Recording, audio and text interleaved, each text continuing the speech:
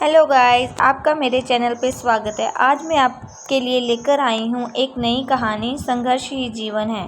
तो चलिए शुरू करते हैं। एक बार एक किसान भगवान से बहुत ही नाराज़ हो गया। किसान बहुत मेहनती था। बहुत मेहनत से वह खेतों में अनाज उगाता, उसकी देखभाल करता, पर अक्सर उसकी फसल खराब हो जाती। कभी सूखा पड़ जाता, कभी बाढ़ आ जाती, कभी तेज़ धूप आंधी, कोई ना कोई कारण बन ही जाता कि उसकी फसल खराब हो जाती।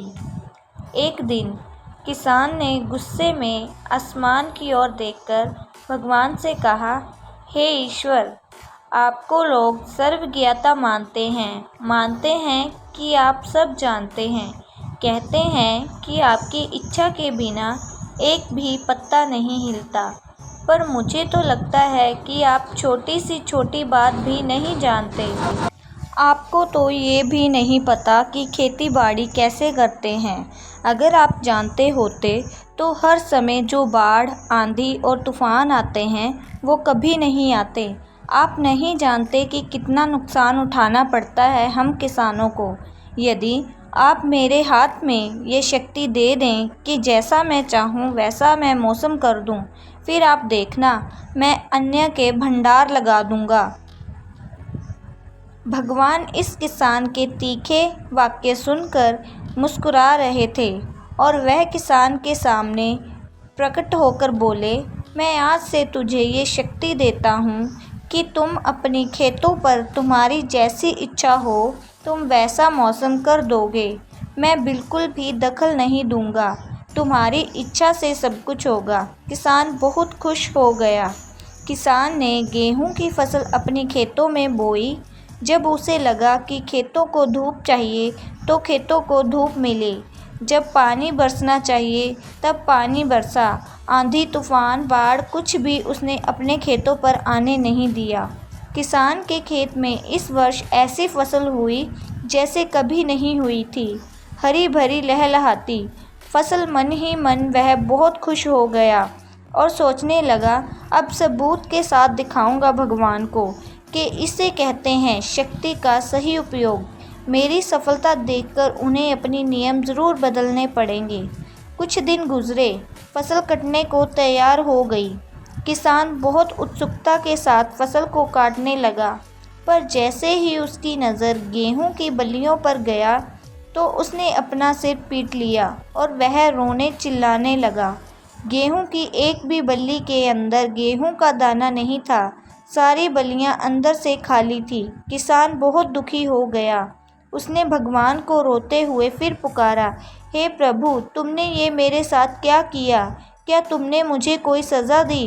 भगवान बोले, पुत्र, ये तो होना ही था। तुमने पौधों को संघर्ष करने का मौका ही कहाँ दिया। ना तो तुमने उन्हें आंधियों से जूझने दिया, ना तेज़ बारिश से सहने दिया और ना ही धूप में तपने दिया। एक भी चुनौती का सामना तुमने उन्हें नहीं करने दिया, इसीलिए सारे पौधे अंदर से खोखले रह गए। जब आंधी, तूफान, तेज़ बारिश और धूप पड़ती है तभी ये पौधा अपने अस्तित्व को बचाने के लिए संघर्ष करते हैं, और इसी संघर्ष से एक बल पैदा होता है जिसमें शक्ति होती है, ऊर्जा होती है। और यही ऊर्जा पूर्ति तेरे गेहूं के दानों की तरह जो नहीं फूटी, तूने उन्हें कठिन परिस्थितियों से गुजरने ही नहीं दिया जहां उनके अस्तित्व का जन्म होता। सारी बल्लियां इसलिए खाली हैं, इसमें एक भी गेहूं का दाना इसलिए नहीं है क्योंकि तुमने अपने पौधों को संघर्ष कराया ही नहीं।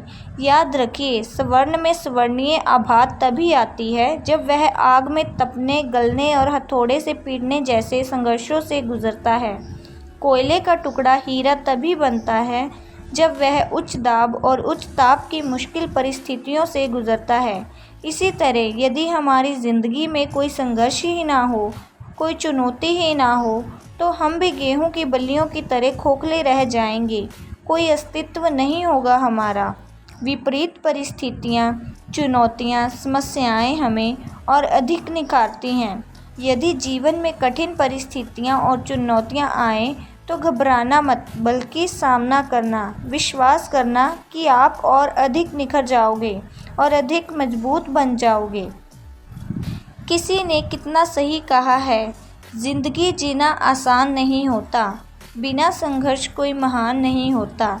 जब तक ना पड़े हथौड़े की चोट, तब तक पत्थर भी भगवान नहीं होता।